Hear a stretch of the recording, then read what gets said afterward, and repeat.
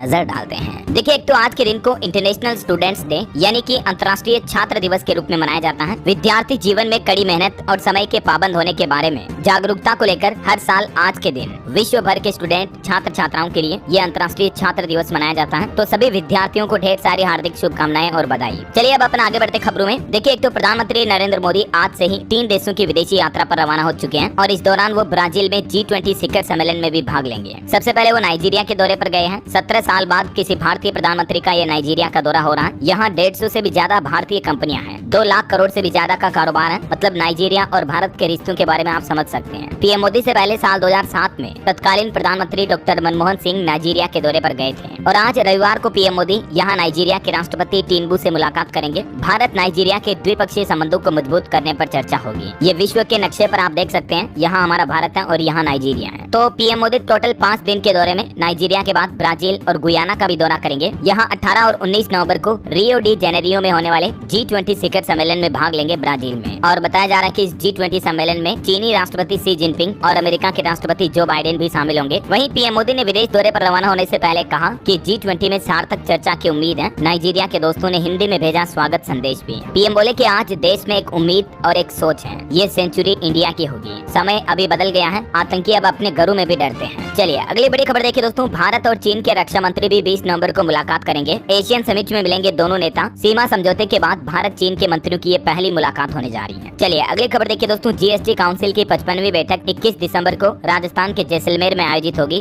और इस बैठक में कई सारी चीजों पर जीएसटी टैक्स घटाने का ऐलान भी हो सकता है। इस बैठक में केंद्रीय वित्त मंत्री निर्मला सीतारमण के साथ ही देश भर के राज्यों के वित्त मंत्री भी हिस्सा लेंगे। हालांकि पहले यह बैठक नवंबर में ही होने की संभावना थी, लेकिन अब इसे 21 दिसंबर को तय किया गया है। इस बैठक में टर्म लाइफ इंश्योरेंस यानी कि बीमा पॉलिसी पर भी जीएसटी में बदलाव की संभावना है। हेल्थ इंश्योरेंस प्रीमियम पर भी छूट मिल सकती है। इसके अलावा कुछ जीएसटी स्लैब में समीक्षा की भी मांग बढ़ी है, तो कुछ चीजों पर सरकार जीएसटी टैक्स में कटौती भी कर सकती है। देखते हैं, जो भी अपडेट आएंगे मैं आपको हाइलाइट्स बता दूंगा। भारतीय अंतरिक्ष एजेंसी इसरो और एलन मस्क की कंपनी स्पेस एक्स के बीच एक मेगा डील हुई है। भारत की सबसे एडवांस सैटेलाइट को लॉन्च करेगी मस्क की कंपनी स्पेस एक्स। अमेरिका के नवनिर्वाचित राष्ट्रपति डोनाल्ड ट्रंप के खास दोस्त हैं एलन मस्क और उनकी कंपनी स्पेस एक्स अगले सप्ताह की शुरुआत में ही फाल्कन 9 रॉकेट से भारत के सबसे आधुनिक संचार उपग्रह GSAT-20 को अंतरिक्ष में ले जाने का काम करेगी। ये इसरो और स्पेस एक्स के बीच समझौता हुआ है। चलिए बड़ी खबर देखिए दोस्तों। देश भर के धर्म संतों ने धर्म संसद में सनातन बोर्ड बनाने की मांग की है। शंकराचार्य बोले कि सनातनी ही भारत के मूल निवासी हैं। प्रदीप मिश्रा ने भी कहा कि घर में जितने सदस्य हैं उतने शस्त्र रखो। दिल्ली के करतार नगर इलाके में तीसरी सनातन धर्म संसद का आयोजन हुआ और इसमें देश भर के कई धर्माचार्य शंकराचार्य शामिल हुए हैं। इस संसद का आयोजन कराने वाले कथावाचक देवकी नंदन ने